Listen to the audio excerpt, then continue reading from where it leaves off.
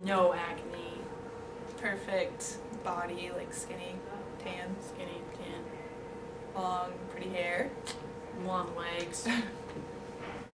What do you think of when you hear the word beauty? What about skinny, fat, sexy, or ugly?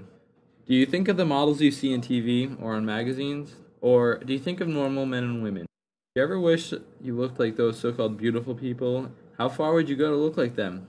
To look normal? To look beautiful? What are normal and beautiful look? Has our idea of beauty been warped and twisted by the media and images that we see daily? We see these on magazines, in TV, in movies, and on the internet. How has the media changed our outlook on life, on ourselves? We as Americans are force-fed about 3,000 advertising messages a day, and it's changing the way we see ourselves and others.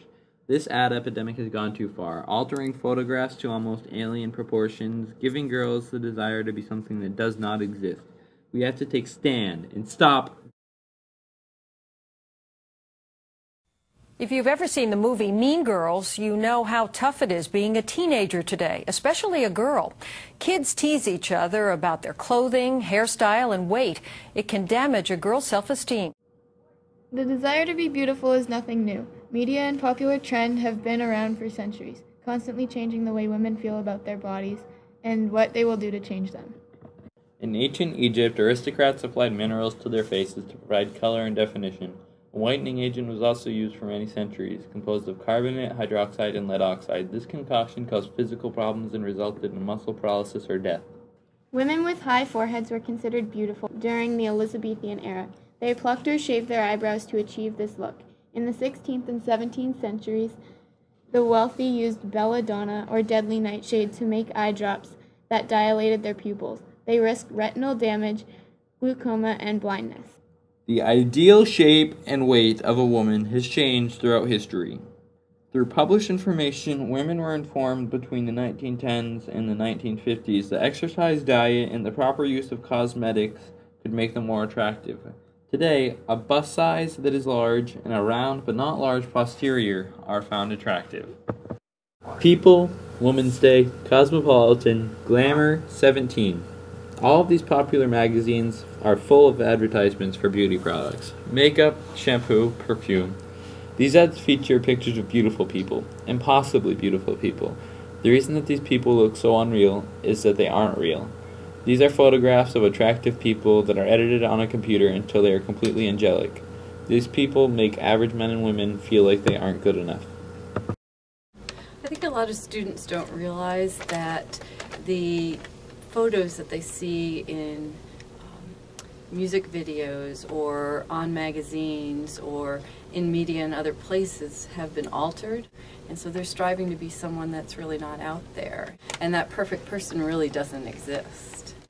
But what concerns me even more are kids that are younger than in the middle school who are looking at those pictures and don't realize yet that they're altered. For more than 25 years, the Academy of Pediatrics has been addressing the issue of media and its positive and negative effect on the physical and mental health and behavior of children and adolescents. With greater access and time to influence young people's attitudes and actions from infancy into adolescence, television, movies, video games, music, and the internet have displaced parents and teachers as children's primary role models, sources, and filters of information about their world and how they can choose to behave in it. Children learn by observing and imitating. They cannot help but be influenced by the media.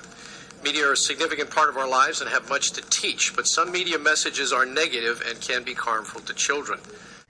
For all those people who complain there ought to be a law, here's one for you. France is considering a landmark bill that would make it illegal to promote extreme thinness. No, I'm not making this up. Magazines, websites, and advertisers could be fined, and those responsible could even be imprisoned. And it is radical.